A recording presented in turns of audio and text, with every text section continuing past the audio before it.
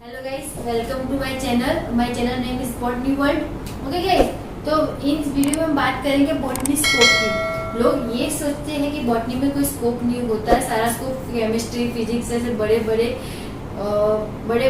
Subject में होता है। वैसे ऐसा कुछ नहीं होता है, बॉटनी में भी बहुत सारा स्कोप होता है और बॉटनी सबसे बड़ा सब्जेक्ट है, क्योंकि बॉटनी है तो लाइफ है। क्योंकि बॉटनी से पेड़ से हमें बहुत सारी चीजें मिलती है जिसका हम डेली यूज करते हैं। ओके गाइस, तो हम स्टार्ट करते हैं अपना वीडियो। पहले हम बात करेंगे टीचिंग लाइन की। तो आप टीचिंग भी करा सकते हैं, जैसे कि प्रोफेसर है, लेक्चरर है, आप अपना खुद का ट्यूशन क्लासेस भी खोल सकते हैं। आप अपना ट्यूशन क्लासेस खोलेंगे क्योंकि आपका बायोलॉजी इम्प्रूव होना चाहिए, बहुत अच्छा होना चाहिए, जिससे आप 11th-12th के तो 12th की ट्यूशन भी ले सकते हैं, पर आप अपने BSc first year, second year, third year की ट्यूशन भी ले सकते हैं और इससे भी आपकी इनकम भी बहुत अच्छी होगी। अगर आप प्रोफेसर बनना चाहते हैं तो आपको करना पड़ेगा बीएससी, एमएससी और पीएचडी। पर इसमें एक बात है कि अगर आप बीएससी बॉटनी में करते हो तो आपको एमएससी बॉटनी में ही करना होता है। ऑब्वियसली वो सब बॉटनी में ही करेंगे, बट कुछ सब्जेक्ट होते हैं एमएससी में, जैसे कि botany, bio informatics, climate change वगैरह वगैरह, जैसे बहुत सारे हॉर्टिकल्चर है, वो न्यूट्रिशन है, बहुत सारे वो टॉपिक होते हैं बॉटनी में भी।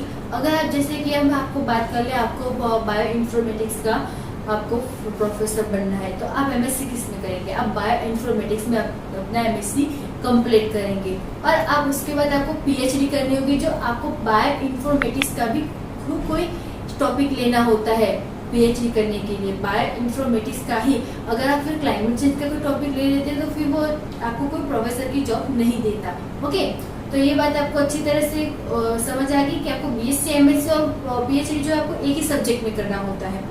अगर बात करें ट्यूशन क्लासेस की, तो मैं आपको पहले ही बता चुकी हूँ कि आप कैसे ट्यूशन क्लासेस ले सकते हैं। और बात करें लेक्चरर की, लेक्चरर तो कहीं के उनका भी बॉटनी और सब कुछ इम्प्रूव होना चाहिए। वो कहीं भी 2-3 घंटे के लिए जाते हैं और अपना लेक्चर लेके आते हैं, उनसे भी उसकी बहुत सारी अच्छी खासी इनकम हो जाती है। अगर बात हम करें पब्लिक सेक्टर की, मीन्स ये गवर्नमेंट जॉब है यार, या पब्लिक सेक्टर जिसकी आपको प्रिपरेशन पहले से ही करके रखनी थी। अभी आप जैसे बीएससी फर्स्ट ईयर में हो, बीएससी सेकंड ईयर में हो, तो आप ऐसे बेसिक स्कोप के बारे में आप ढूंढेंगे तो आपको पता चलेगा कि बीएससी में इतने सारे स्कोप होते हैं। तो आप उस हिसाब से आप बीएससी भी तैयारी करेंगे और साथ साथ आपको गवर्नमेंट एग्जाम की भी तैयारी करेंगे। गवर्नमेंट एग्जाम में तो जो तलाटी है, वो जिला पंचायत है, उसके आप एग्जाम तो देते ही होंगे, बट आपको स्पेशल अपने ही सब्जेक्ट में जाना है तो आप कौन सी तैयारी करेंगे उसके बारे में भी बताऊंगी। इस वीडियो में हम बॉटनी सब्जेक्ट की ही बात करेंगे, तो ये बॉटनी सब्जेक्ट की रिलेटेड ही सारे जॉब्स है। ओके, तो सबसे पहले बात करते हैं BSI, botanical survey of India. Botanical survey of India में क्या होता है कि जैसे कि हमारा एरिया है, जैसे कि आप किसी वस्त्रालय में रहते हो या घाटलोडिया एरिया में रहते हो, तो आपको पता चल रहा है कि जैसे कि मेरा एरिया है घाटलोडिया, तो घाटलोडिया में आसपास बहुत सारी वनस्पतियां होती है, बहुत सारे प्लांट्स होते हैं, नीम के पेड़ होते हैं, बरगद के पेड़ होते हैं, पीपल होता है, हर्बिस्कस का प्लांट होता है, रोज का प्लांट होता है। तो आपके एरिया में वो कितने प्लांट है, कहाँ कहाँ प्लांट है, उसका वो सर्वे रखते हैं और उस प्लांट की आपको हर्बेरियम भी बनाते हैं। ओके, इसीलिए तो हमें बॉटनिकल असिस्टेंट मिलते हैं, जैसे कि आप फील्ड पर जाते हो, क्योंकि वनस्पति जो प्लांट होते हैं वो फील्ड पर ही होते हैं ना, तो आप फील्ड पर जाते हो, फिर आप वहाँ से आप जाते हो कलेक्शन करने, आप कलेक्ट करते हो, फिर आप उसे प्रिजर्व करने जाते हो। हर्बेरियम आपको पता ही होता है हर्बेरियम क्या है, क्योंकि आप 11th-12th में भी पढ़ चुके हो और ऑफकोर्स आप बीएससी में भी पढ़ोगे। अगर आप बीएससी कर चुके तो आप बीएससी में पढ़ चुके होंगे कि हर्बेरियम क्या होता है। ओके, तो प्रिजर्वेशन में भी असिस्टेंट होता है, प्रिजर्वेशन करने के लिए मेन ऑफिसर होता है और उसके नीचे भी एक असिस्टेंट होता है जिसे हम प्रिजर्वेशन असिस्टेंट कहते हैं। आप इतनी सारी जॉब ले सकते हैं बीएसआई में। बीएसआई में बहुत सारी मांगे होती है बॉटनी स्टूडेंट को लेने के लिए। बेसिकली वहाँ और भी सब्जेक्ट के स्टूडेंट जाते हैं, पर बॉटनी स्टूडेंट की ज्यादा मांगे रहती है। फिर हम बात करेंगे NIO, national institute of oceanography. अब आप जानते हैं कि 70% का जो पार्ट है वो पानी ने रोक के रखा है हमारी धरती पे, और उसमें ज्यादा से ज्यादा ओशन है, और वो ओशन में हमें बहुत सारे प्लांट मिलते हैं, जैसे कि आल्गी है, फंजाई है, कुछ ब्रायोफाइट्स है और कुछ एक्वाटिक प्लांट्स है, कुछ हाइड्रोफिलिक प्लांट्स है जो हमें ओशन में मिल जाते हैं। ओशन बहुत बड़ा है गाइस, उसमें हमें बहुत सारी अभी प्लांट्स खोजनी बाकी है, कुछ मिले हैं, कुछ नहीं मिले, कुछ आल्गी को हम जानते हैं, कुछ आल्गी को हम नहीं जानते। उसी रिसर्च में ये ओशियोग्राफी नाम के इंस्टीट्यूट है और ये प्रोजेक्ट असिस्टेंट जिसमें प्रोजेक्ट का जो मेन ऑफिसर होते हैं उसके नीचे आप असिस्टेंट की तरह जॉब कर सकते हो। Okay, Indian agriculture research institute, वो एग्रीकल्चर की बात करें तो वो तो फील्ड वर्क ही होता है, फील्ड में क्या होता है, कैसे होता है, फील्ड की सॉइल कैसी है, सॉइल टेक्सचर कैसा है, वो सॉइल में कितने मात्रा में कौन सा तत्व ज़्यादा है, जैसे कि फॉस्फोरस, नाइट्रोजन, पोटेशियम वगैरह वगैरह, तो आप वो सब जानते हो। उसमें एक फॉरेस्ट रेंज ऑफिसर होता है जो सबकी देखरेख करता है और लैब असिस्टेंट होता है जो बताता है कि मिट्टी में क्या क्या मिला हुआ है और कितनी ज़्यादा फलद्रुप या कितनी ज़्यादा नहीं, तो आप इसमें कैसे प्लांट आप ग्रो कर सकते हो और कैसे प्लांट आप ग्रो नहीं कर सकते। ओके, फोर्थ टॉपिक है हमारा Indian council of forest research and education ICFRE, जिसमें आप फील्ड असिस्टेंट और साइंटिफिक असिस्टेंट की आपकी जॉब को मिल सकती है। ओके, अगर हम इन सबकी सैलरी की बात करते हैं तो बॉटनिकल असिस्टेंट की कुछ सैलरी यही कुछ 20,000 के आसपास होती है, सॉरी 40,000 के आसपास होती है। प्रिजर्वेशन असिस्टेंट की 20,000 के आसपास होती है। प्रोजेक्ट असिस्टेंट की कुछ 20,000 के आसपास होती है। फॉरेस्ट ऑफिसर की कुछ 30,000 के आसपास होती है।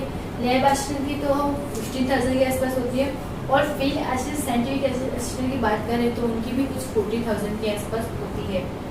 अब बात करते हैं प्राइवेट सेक्टर की। कुछ लोग ऐसे होते हैं कि वो लोग प्राइवेट सेक्टर प्राइवेट जॉब करना चाहते हो, उनसे गवर्नमेंट की तैयारी नहीं हो पाती, तो वो लोग क्या करेंगे, वो प्राइवेट जॉब करेंगे।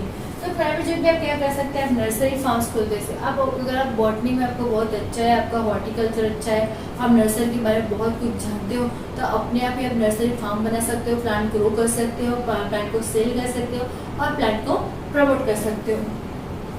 फिर आता है एनवायरमेंटल कंसर्न, जो एनवायरमेंट के बारे में बहुत सारी बातें बताता है। Nursery manager, green house manager, आप किसी भी नर्सरी या ग्रीन हाउस में मैनेजर बन सकते हो। उनकी minimum salary 3 lakh to 6 lakh तक की होती है। ड्रग कंपनी, आप जानते हैं कि हमारे इंडिया में बहुत सारे 5,000 से ऊपर हमारे यहाँ मेडिसिनल प्लांट होते हैं और बहुत सारे मेडिसिनल प्लांट में बहुत सारे मेडिसिनल यूजेस होते हैं, जैसे कि उसमें कुछ केमिकल होता है, कुछ ड्रग होते हैं जो हमारे किसी बीमारी को दूर करने के लिए बहुत ही यूजफुल होता है। तो वो हम ड्रग ऑप्टेन हम वहाँ कहाँ से करते हैं, उस मेडिसिनल प्लांट से करते हैं और यही काम वो ड्रग कंपनीज करती है। अगर आप बॉटनी का स्टूडेंट हैं तो आपको पता ही होता है कि कौन से प्लांट में से कौन सा ड्रग मिलता है और कितनी मात्रा में मिलता है, तो वहाँ आपकी बहुत ज़रूरत होती है। केमिकल इंडस्ट्री, जैसे ड्रग मिलते हैं प्लांट में से वैसे ड्रग्स भी मिलते हैं वहाँ, वैसे केमिकल भी मिलते हैं। जैसे कि तुलसी में मर्क्यूरी होता है, नीम में कुछ और भी बहुत सारे गुण होते हैं। ओके, वो स्किन डिजीज के लिए बहुत यूजफुल होता है, तो उसमें भी कुछ केमिकल होगा, इसलिए तो वो यूजफुल होगा। ऐसे ऐसे किसी यूजफुल हो सकते हैं, उसमें कुछ केमिकल कंपोजिशन होते हैं। लैम्बर एंड पेपर कंपनी, वो बहुत बड़ी बॉटनी की बहुत बड़ी ब्रांच है, लैम्बर एंड पेपर इंडस्ट्री। अगर आप पढ़ते हो लिखते हो तो आप पेपर पे लिखोगे, पेपर के बिना आप कैसे आप जिंदगी अपनी सोच सकते हो। आपको किसी को लेटर लिखना हो या कुछ भी करना, आपको पेपर की जरूरत तो होती है गाइस। और पेपर कैसे बनते हैं, बहुत सारे पेड़ को कट जाने के बाद पेपर्स बनते हैं। ओके गाइस, तो जो आपको पेपर्स बनते हैं वो आपको पता होता है कि कौन से प्लांट से कौन से पेपर बन सकते हैं, कितनी मात्रा में बन सकते हैं, कितने अच्छे पेपर बन सकते हैं। ओके, लंबर की बात करें तो लंबर में कैसे होता है कि बहुत बड़ा ट्रंक को काटा जाता है। जैसे कि हम बात करें सिक्वोया सिटीजस की, सिक्वोया का ट्रंक जो होता है मीन्स जो स्टेम होता है वो बहुत बड़ा होता है, विड्थ में भी और हाइट में भी। उसको बहुत छोटे छोटे टुकड़ों में काट नहीं जाते हैं, उसको बहुत बड़े पीसेस में उनको काटा जाता है, नहीं तो उनको पूरा का पूरा ट्रंक ही ऐसे लिया जाता है। और जब आपको जैसे ज़रूरत होती है कि इस ट्रंक में से किसी को ये चीज़ बनानी है, जैसे टेबल बनाना है, वो विंडोज़ बनानी है और दरवाज़ा बनाना है, तो उस हिसाब से उसमें से कट करते हैं, उसे पहले से छोटे छोटे पीसेस में कट नहीं करते। वो हो गया हमारा लंबर कंपनी। बात करें नर्सरी कंपनी की, जैसे मैंने आपको वहाँ कहा कि आप अपना नर्सरी कंपनी भी खोल सकते हो। फ्रूट ग्रोअर्स, आजकल तो लोग फ्रूट भी ग्रोस करके वो बेचने लग गए हैं, वो तो भैंस बेचे ही जाते हैं, पर खुद का फ्रूट ग्रोस होता है बहुत अच्छी बात होती है। जैसे उनमें बहुत नई नई टेक्निक्स का यूज़ होता है, जैसे कि हाइड्रोपोनिक्स है, एरोपोनिक्स है, ऐसी अलग अलग टाइप की टेक्निक का यूज़ होता है और जो सीजन में नहीं मिलते वो भी आप फ्रूट खा सकते हो। ऑयल इंडस्ट्री, ऑयल इंडस्ट्री भी बहुत अच्छी इंडस्ट्री होती है, क्योंकि बहुत सारे ऑयल जो होते हैं जो हम प्लांट में से यूज़ करते हैं, जैसे कि रोज एसेंशियल ऑयल, वो एज ए टॉनिक भी यूज़ होता है और एज अ परफ्यूम में भी वो डाला जाता है, इक्वलिटस ऑयल। फिर कुछ ऑयल तो ऐसे भी होते हैं जो जिसे लगाने से हमारे जो हाथ पैर के दर्द होते हैं वो मिट जाते हैं। ओके, वो ऑयल कहाँ से मिलता है? ऑफकोर्स वो प्लांट में से मिलता है, क्योंकि प्लांट्स बहुत अच्छी चीज़ है गाइस, प्लांट्स बहुत हमारे लिए यूजफुल है। प्लांट बायोकेमिस्ट, जो केमिकल होते हैं केमिकल कंपोजिशन जानने के लिए भी ये इंस्टीट्यूट है। जेनेटिक्स, आपका जेनेटिक्स बहुत अच्छा है तो आप एक जेनेटिक्स भी बन सकते हो। पैलियोबॉटनिस्ट, आप जानते हैं पैलियोबॉटनिस्ट क्या होता है? जो प्लांट बहुत सालों पहले हुआ करते थे, मिलियन ईयर्स पहले भी, तो आप उनकी फॉसिल्स जब आपको मिलते हैं तो आप उसमें से स्टडी कर सकते हो, उस प्लांट के बारे में बहुत सारी चीज़ें बता सकते हो, जैसे कि रहानिया है, लेपिडोडेंड्रोन है, उसके बारे में हम जान पाए हैं।